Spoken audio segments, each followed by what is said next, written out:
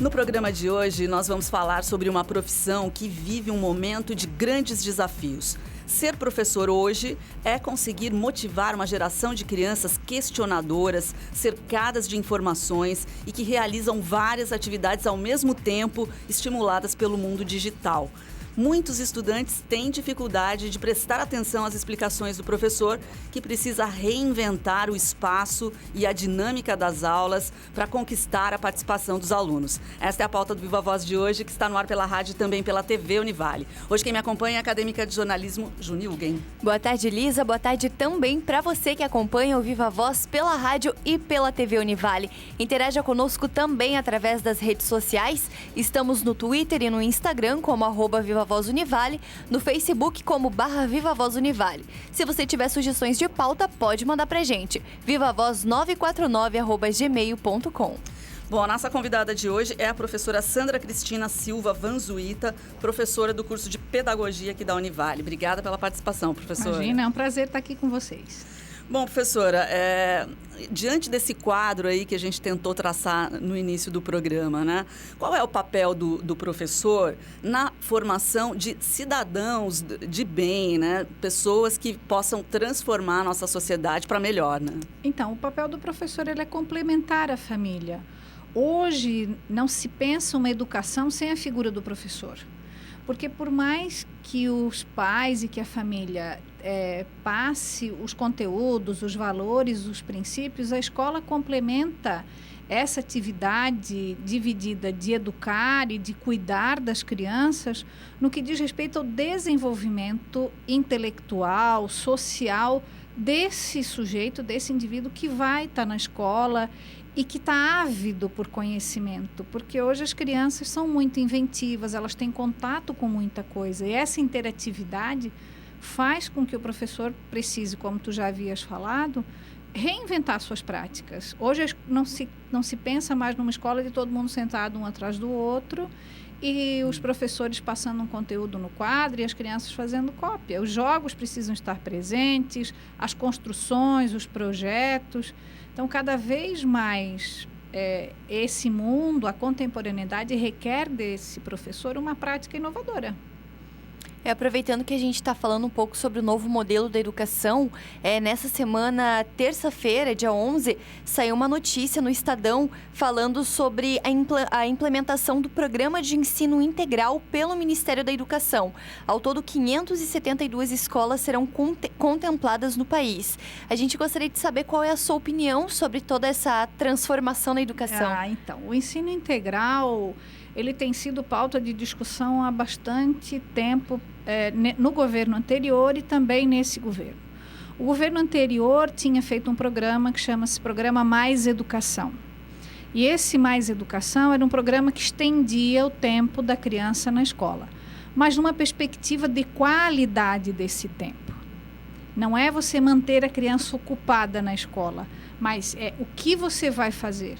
Porque é uma institucionalização. O sujeito está sendo tirado do meio familiar, da relação com a sua família para um espaço coletivo. Isso acontece desde a educação infantil até o ensino médio. O Estado já teve um ensino médio inovador e agora essa proposta do governo federal de trabalhar um espaço de educação integral para o ensino médio numa perspectiva profissionalizante, que aí a gente também precisa pensar sobre isso, que profissional você quer formar, se você não tem uma disciplina de filosofia, de sociologia, de educação física, de artes, que são disciplinas que vão lidar com as ideias, com as reflexões, com a criticidade desse sujeito e com o jeito dele olhar para a sociedade e também de se tornar mais humano. O que te humaniza? É o contato que você tem com a arte, é o contato que você tem com a natureza, é a possibilidade da viagem, de não cair num pragmatismo e de achar que tudo é prática, tudo é profissional, que tudo é trabalho. Existem coisas para além disso. Então, é um desafio muito grande. Eu acho que o governo está aí com algumas propostas um pouco equivocadas, que a gente precisa participar. Existem movimentos sociais hoje lutando para isso. A ANPED, Associação Nacional de Pesquisadores em Educação, tem lutado muito também, tem feito um trabalho de querer discutir também, e quando as decisões às vezes são um pouco arbitrárias, como foi uma medida provisória para se tomar uma atitude dessa, a comunidade educativa tem respondido também de uma forma não muito agradável, né? Professora Sandra, aproveitando esse teu olhar, acho que é bem essa discussão mais quente que a gente está vivendo nos últimos dias, né? Como, por exemplo, as ocupações que estudantes têm feito em escolas públicas. São Paulo tem muitas escolas ocupadas. Agora, no Paraná também, a notícia que a gente viu na Folha de São Paulo, 23 cidades do Paraná, em mais de 100 escolas também estão sendo ocupadas, estão ocupando mais de 100 escolas, e as reivindicações têm a ver exatamente com essas mudanças propostas pelo novo governo, entre elas a retirada da exigência de matérias como artes, filosofia, como você já mencionou, né? Como é que você vê esse momento? É que hoje a gente tem uma nova geração que se mobiliza. Antes você mobilizava um vizinho que estava do lado da sua casa, isso ia correndo, você não juntava muitas pessoas porque não tinha velocidade e os meios de comunicação que você tem agora. Os meninos têm grupos de WhatsApp, tem Facebook, tem... O Face, acho que eu já estou atrasada, né? Tem o Snapchat. Snapchat. Isso, Snapchat. Não sei nem dizer o nome. Mas isso tudo mobiliza essa geração a se comunicar com muita facilidade. Então, reunir uma quantidade significativa de pessoas hoje, por conta das redes sociais, é uma coisa mais simples e muito mais rápida do que era antigamente. E essa nova geração tem esse contato e também lê. A gente pensa, não, são os meninos que não leem. Enganado tá quem acha que o estudante que não está ali só com o livro não tem informação e não está lendo jornal. Hoje a informação vem muito mais rápido para ele, via rede social. Então essa mobilização é muito maior. E eu acho muito interessante porque eu vejo isso muito pouco nos universitários. Apesar de estar na universidade, eu vejo uma mobilização dos diretórios acadêmicos muito fraca nesse sentido e muito maior uma mobilização no ensino médio e maior participação. Então, eu vejo que essa geração de estudantes do ensino médio de escolas públicas tem se mobilizado de forma muito mais rápida e com muito mais criticidade e sabendo o que quer do que a própria até os professores e os alunos da universidade. E o que é essa participação dos alunos, né? Agora você falando e levantando essa questão, como que essas mobilizações, elas vão transformar as coisas, sabe? Como que os estudantes podem fazer a diferença e buscar os seus direitos? Isso é fato. Existe o que a gente chama de equilíbrio aí, né? De forças nesse jogo, porque isso acaba sendo um jogo de forças, de poder, e aí, claro, a teoria que vai explicar o desenvolvimento humano, a sociologia, a filosofia vai dizer isso pra gente, né? Existe um jogo de poderes, e é óbvio que precisa também, nesse jogo, alguém que tenha o controle. Então, não é que eles vão derrubar, que os alunos têm esse poder de derrubar, mas a coisa, né, as políticas públicas não saem exatamente prontas e acabadas como os políticos gostariam. Então, esse modelo que está se criando de também ter um controle social e também, de certa forma, o governo, quando cria os conselhos escolares, quando cria os conselhos municipais de educação, o Conselho Federal de Educação, é uma instituição de controle isso. Então, ela faz uma força contrária que acaba por mudar também essas formas de se fazer política. Então, de certa forma, nesse jogo e nesse embate, por conta dessas forças que se equilibram, não sai exatamente como um nem como o outro quer. É óbvio que não é o melhor, porque é difícil achar um consenso também que vá agradar a todos. E o governo também, a gente precisa entender que a rede pública também tem limitações, que são limitações financeiras. Hoje existe uma lei de responsabilidade fiscal, como foi a mudança, por exemplo, das escolas. É óbvio que o grande problema disso é se fazer de forma arbitrária, mas quando da outra vez os estudantes ocuparam as escolas em São Paulo, era por conta dessa arbitrariedade. Você decide, olha, a escola do lado da sua casa vai fechar. E aí eu vou te passar para uma outra escola porque não existe mais aluno naquele espaço. Não é assim.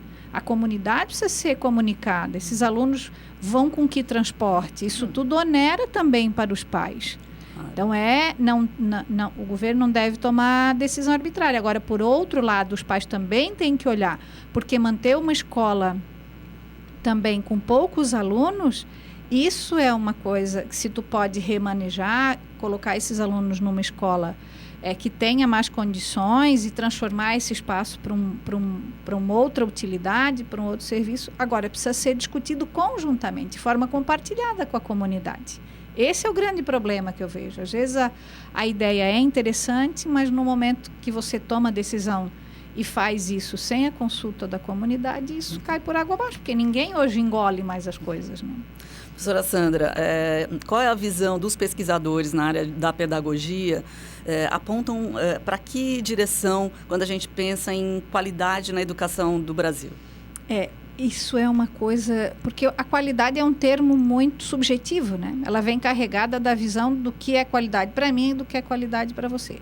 Agora, é muito interessante que existem documentos do Ministério da Educação que foram feitos há algum tempo atrás, definindo os padrões mínimos de qualidade. Ou seja, hoje o que é que precisa para se ter uma educação de qualidade? O mínimo, vamos dizer. Uma estrutura boa e acessível, porque hoje a educação é para todos. Nós temos que pensar que nós temos na escola crianças cegas, crianças cadeirantes, deficientes auditivos e uma sorte de outros transtornos de aprendizagem de tudo. Então, isso é um ponto. Se a escola é para todos, ela precisa ser acessível a todos. E ser acessível significa você olhar para esse sujeito que está lá dentro e saber quais são as suas necessidades. A infraestrutura é uma delas. A segunda é a formação de professores e a qualificação. Então, você precisa realmente de professor formado. Não é um sujeito formado em química, vai lá, faz um curso de 5 meses, como o governo propôs, e recebe um certificado para dar aula. Dar aula é uma atividade complexa que requer desse sujeito uma habilidade de saber planejar, de ler, de pesquisar, de interagir com o outro, de ter habilidade de ter equilíbrio emocional, principalmente, porque lidar com essa criançada de hoje não é uma coisa simples. Então, um dos primeiros pontos é esse. Aí essa formação precisa ser uma formação ética, uma formação estética, uma formação que dê conta desse mundo complexo. Então, infraestrutura, formação de professores e materiais. Então, quando a gente fala em materiais, é a possibilidade desse modelo, né, mais arquitetônico de conforto, tanto para as crianças quanto para o professor, porque daí concorrem ali, né, esses dois sujeitos, não é só você fazer para as crianças, mas também para o professor. E o acesso a essas novas tecnologias. Então, é o computador, é o tablet. Hoje, na rede municipal de ensino, nós temos centros de educação infantil que as crianças já têm contato com o tablet. E nós temos laboratórios de informática, nós temos robótica. Então, isso também é da qualidade. Então, passa por essas dimensões. O plano de ações articuladas do Ministério da Educação, que é feito com as secretarias de educação, dimensiona esses itens, né? Infraestrutura, gestão, formação de professores, materiais pedagógicos, diretrizes claras, que isso é importante também, o professor saber também o que vai ensinar, os pais ter conhecimento do que vai. Então, isso é o mínimo. E aí, para além, vai um monte, né? Então, aproveitando a passagem do Dia dos Professores, no sábado, dia 15, nós estamos homenageando, falando sobre educação, com a professora Sandra Cristina Silva Vanzuita. Daqui a pouquinho o Viva tá de volta.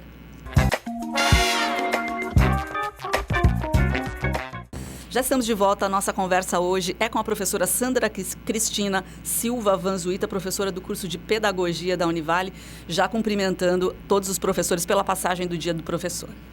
Nós, no bloco passado, estávamos falando um pouquinho sobre certificado e aproveitando agora o gancho, também falando sobre ética profissional, Neste mês, o Diário Catarinense publicou uma matéria em que denuncia a compra de certificado de cursos de aperfeiçoamento por professores de escolas públicas aqui em Santa Catarina.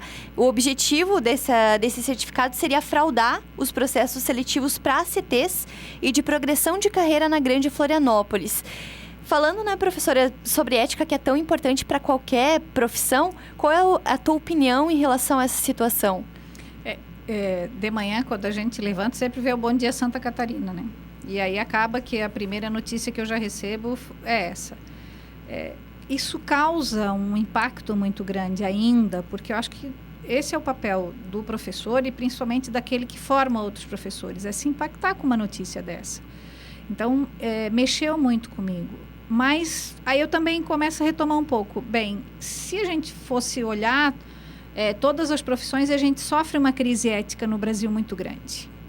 Então, é óbvio que é triste, porque é o profissional da educação, isso jamais deveria acontecer, né? Em qualquer profissão, quando a gente enxerga um médico botando uma prótese vencida, né? Como foi a reportagem aí do Fantástico, que passou sobre isso, ou um advogado que frauda uma prova para defender o seu cliente. Então, toda essa falta de ética, principalmente que a gente vê na política, né, com desvio de verbas, tudo isso causa um estranhamento naqueles que acreditam que as coisas ainda devam funcionar de forma correta e que estudam.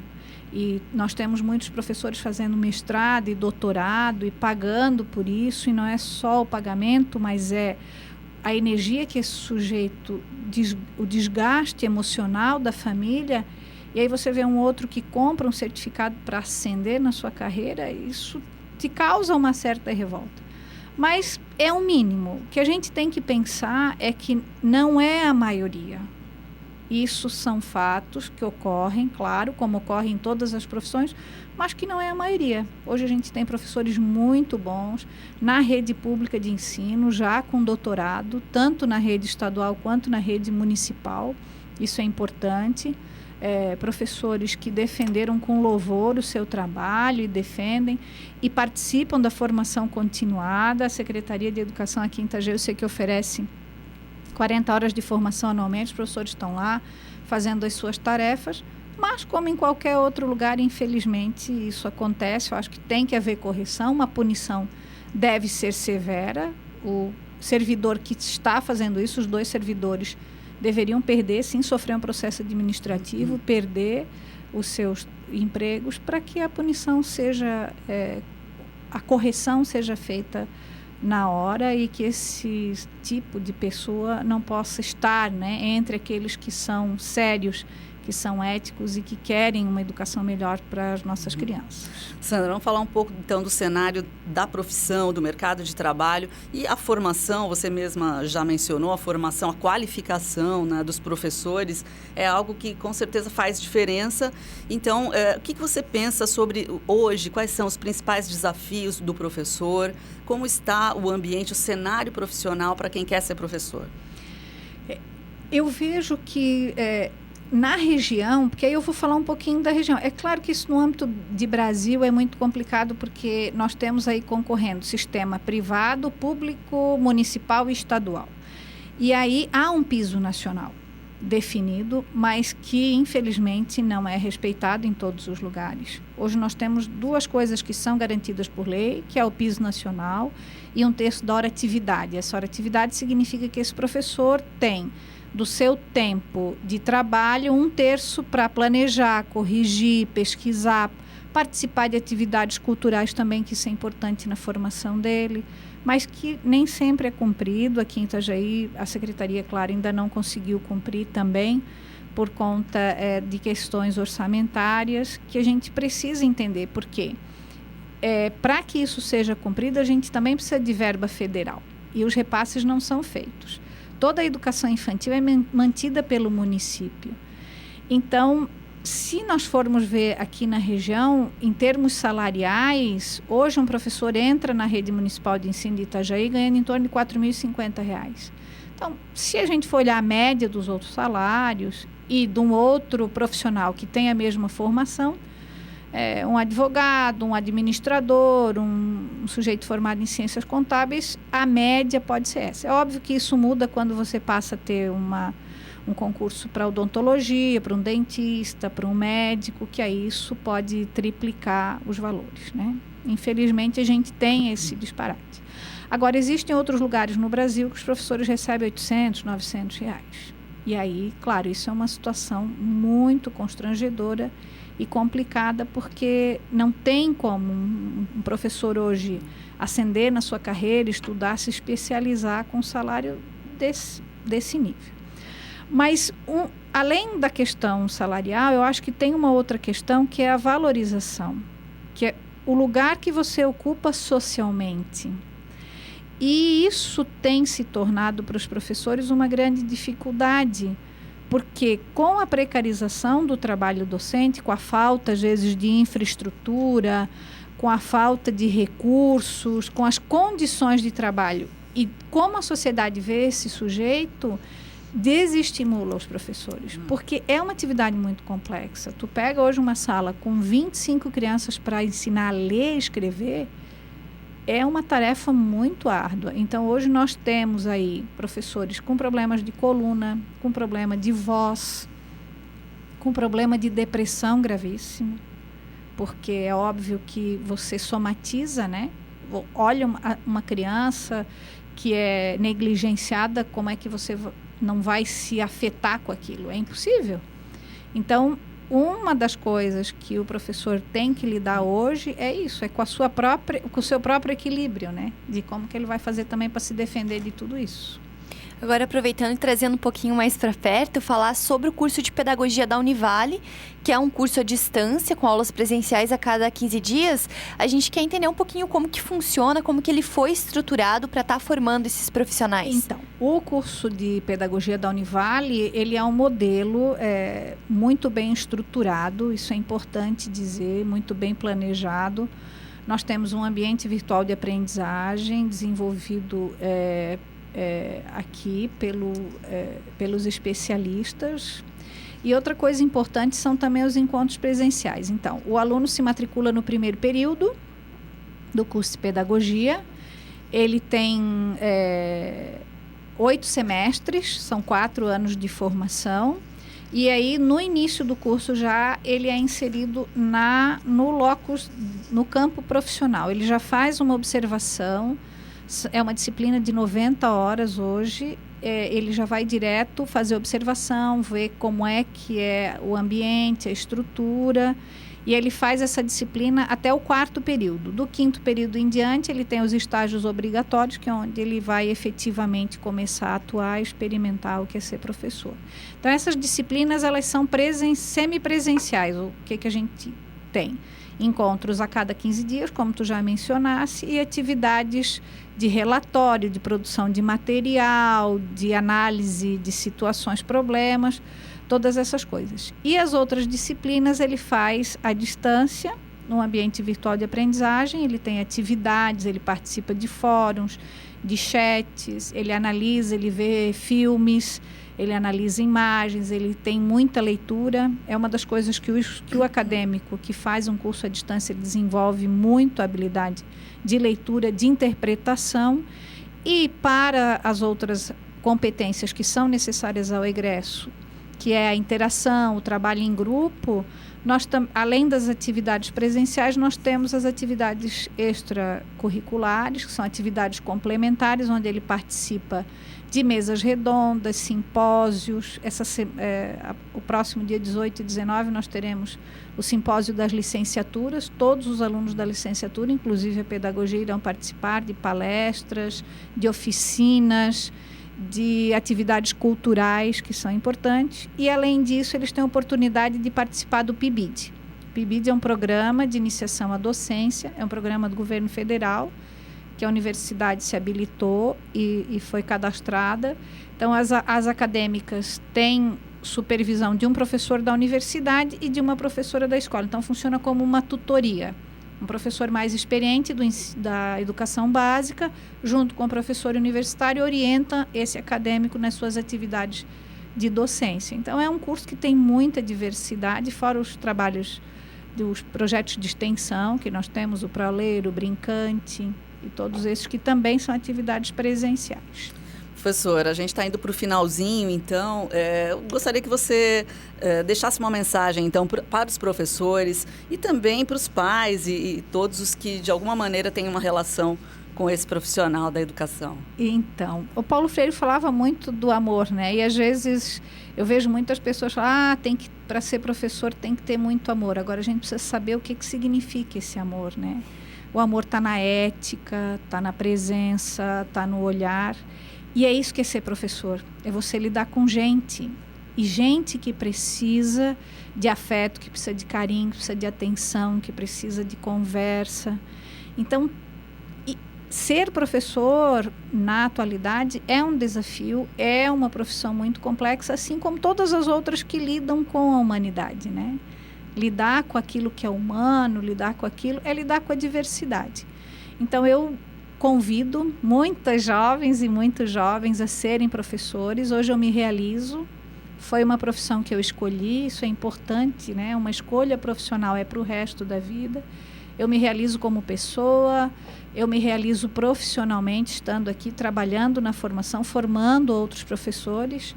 Isso é importante, né? Ser professor de professoras e de professores, isso é fundamental para que a gente tenha uma sociedade mais humana, mais compreensiva e que se chegue num equilíbrio, que é o que a gente quer, um equilíbrio com a natureza, um equilíbrio social e a possibilidade de viver mais feliz. Então, a profissão tem que te fazer feliz.